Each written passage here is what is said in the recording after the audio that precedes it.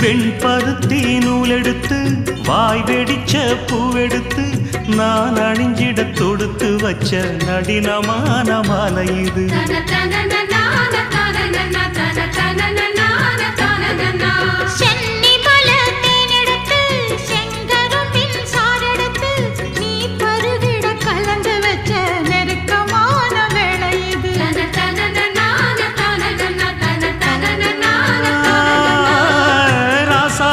உடம்பிருக்கும் ரவிக்க துணி நானாக அன்னாடம் சூடி கொள்ள ஆசை வச்சாகாதா.